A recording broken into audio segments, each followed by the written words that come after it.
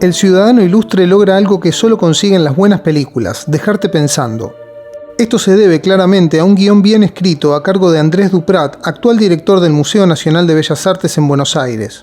Con el final de la película vamos a entender por qué el guión está dividido en capítulos como si de un libro se tratara. El film se estrenó en 2016 y fue dirigido por la dupla Mariano Con y Gastón Duprat.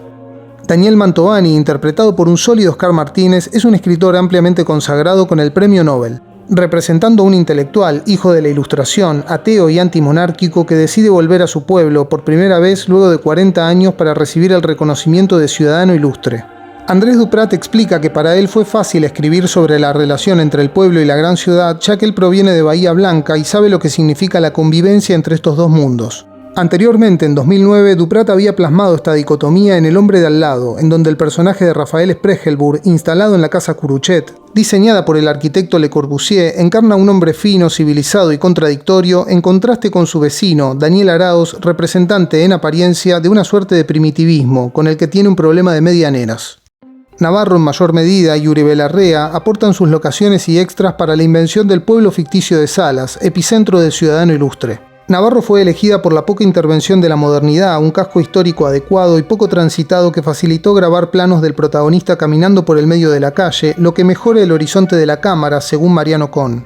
Mantovani, en su primer discurso en la entrega del Nobel, dice que el artista debe interpelar y sacudir, y por eso se lamenta por su premio, que significa la pérdida de su rebeldía y a su vez su consagración como intelectual del establishment. Se formula entonces una pregunta tácita: ¿cómo seguir creando después de haber alcanzado el premio máximo de la literatura y, como se dice, haberse convertido en estatua? La consagración trae el aburguesamiento del artista. Una vida aburrida, llena de compromisos diplomáticos, que le da a Mantovani como resultado una carencia creativa de 5 años. Nuevamente podemos notar que el arte por el arte no existe, sino que siempre refleja un trozo de realidad. En mi obra maestra de 2018, ante un cuadro de Renzo Nervi, el personaje de Luis Brandoni, se esboza un concepto del arte. La presentadora dice que el arte no es solo una representación de la realidad, el arte puede crear su propia realidad. No piensen que no entienden, no hay nada que entender. Esta concepción hace del arte algo etéreo y reducido a lo sensorial. Resalta una falsa modestia haciendo creer que no hay nada que entender, pero al mismo tiempo ubica a la obra artística en una categoría elevada, por encima de la realidad, como suspendida entre el cielo y la tierra. En esta película el artista no es un millonario como en El ciudadano ilustre, pero sus obras se codean con un mundo de gran poder adquisitivo.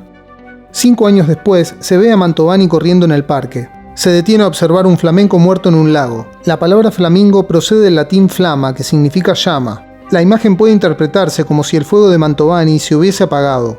Cuando llega a su mansión ubicada en Barcelona, 2 mujeres lo esperan. Una es una empleada doméstica con uniforme que marca una evidente diferenciación social, y la otra es su secretaria, que al igual que la otra mujer, hace todo por él. El personaje declara estar en contra del orden y de la religión, pero se comporta como una deidad por encima del resto de los humanos. Con la llegada de una carta donde se lo invita a su pueblo natal para otorgarle el premio de ciudadano ilustre, parece encenderse nuevamente esa llama. Al bajar del avión desciende metafóricamente a interactuar con la gente común. Es en este momento donde comienza una parte de comedia que contiene una caricaturización y ridiculización cual parodia de la gente de pueblo. Desde el chofer que lo va a recibir, que al quedarse varados usa una hoja de su libro para limpiarse después de hacer sus necesidades, hasta el intendente con su actitud demagógica constante y la burguesía agraria, católica y conservadora. En el mundillo de Salas se intercambian planos donde reinan las calles de tierra con pequeñas casas humildes. Asimismo se desarrollan algunas situaciones grotescas, como la entrevista que le hacen al consagrado escritor en un programa local o el video amateur donde se hace un recorrido por su vida. También se plantean 2 escenarios claros y diferenciados. En Salas reina la calidez y lo humano, por lo menos al principio. En Barcelona el protagonista vivencia una absoluta soledad en su lujosa y fría mansión. Mantovani se confiesa un personaje hipócrita, y puede que tenga razón. Expresa que un artista no acepta el mundo tal cual es, mientras que una persona normal sí. No obstante, si bien se autodefine como una persona comprometida, lo que se percibe en el film es su total indiferencia y ajenidad hacia la gente antes de su arribo a Salas. En el pueblo se ven mixturas de personajes. Los hay interesados, cholulos, machistas, patriotas, pero también sensibles. Irene, interpretada por Andrea Frigerio, manifiesta una gran resignación hacia la vida de opresión que padece. Resalta también el personaje del conserje del modesto hotel al estar leyendo en alguna escena, perfilando como futuro escritor. Los directores aseguran que la recreación de Salas retrata la idiosincrasia de la Argentina, interesados en mostrar una fotografía del presente del país. Al principio de la película todo es buen recibimiento y afecto hasta que Mantovani decide dejar fuera del concurso de pintura como presidente del jurado a Florencio Romero, Marcelo D'Andrea. Golpeado en su orgullo, este personaje cuestiona, desde lo patriótico y con autoritarismo, el arte con tendencia europeísta de Mantovani. Este es un hecho bisagra que divide el film en dos, entrando en la parte de hostilidades y rechazo por parte de algunos integrantes del pueblo hacia el escritor. Mantovani parece ser la presa, de forma metafórica y literal, de una cacería que en principio se manifiesta de forma tensa e invisible. Tanto de un lado como del otro se explicita el machismo.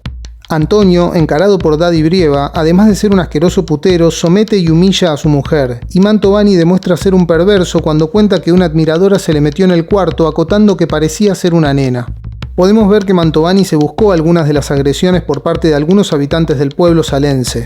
Llega a su lugar de origen como un intelectual iluminado, una celebridad, exaltando discursos abstractos donde subestima constantemente a las personas, tratándolas de brutas e ignorantes. Todo parece indicar que antes de su arribo a Salas, el escritor vivió en una burbuja y en un lugar de privilegio que no debiera existir. El Ciudadano Ilustre es una película interesante porque nos interpela acerca de cuál debe ser el rol de los intelectuales y del arte. Por un lado, señala el abismo que existe entre intelectuales y no intelectuales. Si bien el arte no puede caer en la más vacía propaganda digitada por el Estado, está circunscripto en un contexto social y atravesado por las contradicciones de clase. Por eso, como bien señala Mantovani al principio, el artista debe interpelar y sacudir, aunque el personaje esté lleno de vanidad y haga todo lo contrario. Las clases magistrales que despliega para los vecinos están plagadas de argumentos ya dichos que poco involucra a la gente común y a sus problemas cotidianos. En consecuencia, los encuentros son cada vez menos concurridos. Luego de ver el film podemos interrogarnos: ¿quiénes producen arte? ¿Quiénes tienen acceso a él? Con la proletarización de gran parte de la humanidad, la vida cultural no está al alcance de todos. El artista no debe ser un privilegiado que se presenta a la sociedad como alguien ajeno. Por eso es de vital importancia que se motive e incentive la cuestión artística desde la escuela para que su producción no quede concentrada en pocas manos. Como ya se dijo, Mantovani es un vanidoso y ególatra. El primer plano de la última escena confiesa su placer ante los flashes y aplausos. Todo parece indicar que transita una realidad espiralada. Si comparamos el discurso inicial con el del final, la mueca de su rostro es la misma. Con un final sorprendente que resignifica la trama, Mantovani explica de forma posmoderna con una frase de Nietzsche que no existen hechos sino interpretaciones. Sin embargo, su literatura está basada en episodios ocurridos en Salas. Su inspiración no proviene del aire, sino de una realidad social concreta, lo cual pone en tela de juicio la idea abstracta de la libertad del arte. Podemos concluir afirmando que la realidad sí existe y que el artista elige desde qué lugar político cuenta esa realidad.